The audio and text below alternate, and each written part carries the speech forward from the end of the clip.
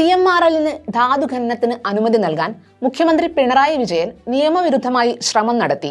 അതിനുള്ള പ്രത്യുപകാരമാണ് മകൾ വീണയ്ക്കും കമ്പനിക്കും ലഭിച്ച പണം. മാത്യു കുഴൽനാടന്റെ തോക്കിൽ നിന്ന് തെറിച്ച വെടിയുണ്ട ആഘോഷമാക്കുകയാണ് UDFും ഇവിടുത്തെ ചില മാധ്യമങ്ങളും. കുഴൽനാടൻ നീട്ടുന്ന ഫോട്ടോസ്റ്റാറ്റ് പേപ്പറിൽ മുഖ്യമന്ത്രിയും സർക്കാരും വീണു പോകുമെന്ന് വിശ്വസിക്കുന്ന പഞ്ചപാവങ്ങൾക്ക് മുന്നിലേക്ക് കുറച്ച് വസ്തുതകൾ നിരത്താം. കുഴൽനാടന്റെ വാദമനുസരിച്ച് 2016-19 കാലത്താണ് വീണ വിജയന്റെ കമ്പനിയും CMRLും തമ്മിൽ സേവന കരാർ ഉണ്ടാക്കുന്നത്.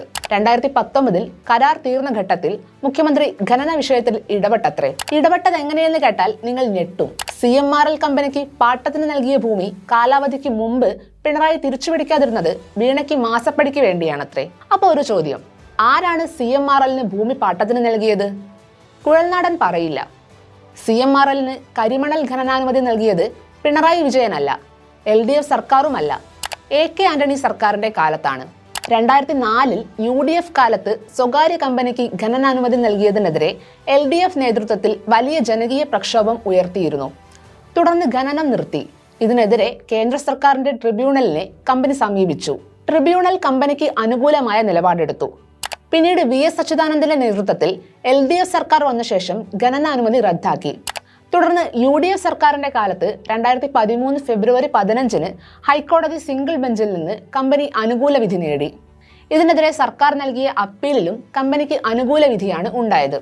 അന്ന് അപ്പീൽ നൽകാൻ കാലതാമസം വന്നത് സർക്കാരിന്റെ വീഴ്ചയാണെന്ന് കാട്ടി കോൺഗ്രസ് നേതാവ് TN പ്രതാപൻ മുഖ്യമന്ത്രിക്ക് കത്ത് നൽകിയിരുന്നു. തുടർന്ന് സുപ്രീം കോടതിയിൽ നിന്നും കമ്പനി അനുകൂല വിധി നേടി. സ്വകാര്യ കമ്പനിക്ക് ഖനനാനുമതി നൽകിയതും അതിന് അനുകൂലമായ നയം തയ്യാറാക്കിയതും UDF സർക്കാരാണ്. സ്വകാര്യ ഖനനത്തിന് അംഗീകാരം നൽകുന്ന കേന്ദ്ര നയം ആവിഷ്കരിച്ചത് കോൺഗ്രസ് നേതൃത്വത്തിലുള്ള UPA സർക്കാരും. സ്വകാര്യ കമ്പനിക്ക് ഖനനാനുമതി നൽകിയുള്ള സുപ്രീം കോടതി വിധി നിലവിലുള്ളപ്പോഴാണ് 2016 പിണറായി സർക്കാർ അധികാരത്തിൽ വന്നത്. എന്നാൽ കമ്പനിക്ക് അനുകൂലമായ സുപ്രീം കോടതി വിധി ഉള്ളപ്പോൾ തന്നെ അത് നടപ്പാക്കാതിരിക്കുകയാണ് പിണറായി സർക്കാർ ചെയ്തത്. IRELന്റെ ഖനനവുമായി ബന്ധപ്പെട്ടാണ് മുഖ്യമന്ത്രി പിണറായി വിജയൻ യോഗം വിളിച്ചത്. ഖനനം പ്രാദേശിക മേൽനോട്ട സമിതി നിരീക്ഷിക്കണമെന്നും കുഴികൾ നികത്തണമെന്നും ഖനനത്തിന് ശാസ്ത്രീയ മാർഗം അവലംബിക്കണമെന്നുമാണ് പിണറായി യോഗത്തിൽ പറഞ്ഞത്. IRELന് ലീസ് പുതുക്കുമ്പോൾ പാരിസ്ഥിതികാനുമതി കരസ്ഥമാക്കണമെന്നും മുഖ്യമന്ത്രി യോഗത്തിൽ വ്യക്തമാക്കിയിരുന്നു. വെറും ഫോട്ടോസ്റ്റാറ്റ് പേപ്പറിന്റെ ബലത്തിൽ പറയുന്നതല്ല, ഇതിനെല്ലാം വ്യക്തമായ തെളിവുകളുണ്ട്. എന്നാൽ കരിമണൽ ഖനനം സ്വകാര്യവൽക്കരിക്കുന്നതിനുള്ള UDF ശ്രമങ്ങൾ 1995 മുതൽ തുടങ്ങിയതാണ്. 2001-2006 കാലത്തെ UDF സർക്കാരിന്റെ സമയത്ത് ആലപ്പുഴ ജില്ലയിലെ ആറാട്ടുപുഴ തൃക്കുന്നപ്പുഴ തീരത്ത് സ്വകാര്യ മേഖലയ്ക്ക് പ്രാമുഖ്യമുള്ള സംയുക്ത സംരംഭത്തിന് ഖനനാനുമതി നൽകാൻ നടത്തിയ നീക്കവും അതുയർത്തിയ ജനകീയ സമരവും കേരള ചരിത്രത്തിൽ അടയാളപ്പെടുത്തപ്പെട്ടിട്ടുണ്ട്. 2003 മെയ് 5 സർക്കാർ ഖനനാനുമതി ഉത്തരവായി ഇറക്കിയത്. മെയ് മാസം 16 ആലപ്പുഴ മുതൽ ആറാട്ടുപുഴ വരെ 45 കിലോമീറ്റർ സ്ഥലത്ത് 10,000 അണിനിരന്ന മനുഷ്യക്കോട്ട നടന്നു. എന്നാൽ ആ സമരത്തെ കണ്ട ഭാവം നടിക്കാതെ തൃക്കുന്നപ്പുഴ വില്ലേജിലെ 4 ബ്ലോക്കുകളുടെ സ്വകാര്യ ഖനനത്തിന് കേന്ദ്ര അനുമതിക്ക് കത്തയക്കുകയാണ് UDF സർക്കാർ ചെയ്തത്. തീർന്നിട്ടില്ല.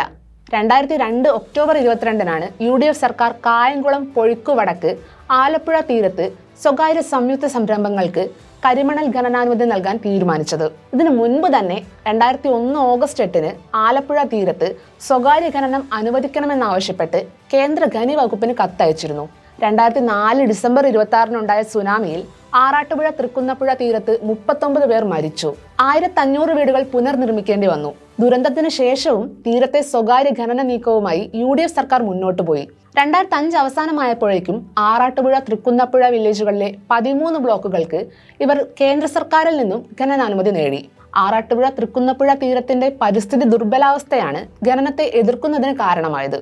സുനാമി ഈ ആശങ്ക ബലപ്പെടുത്തുകയും ചെയ്തു.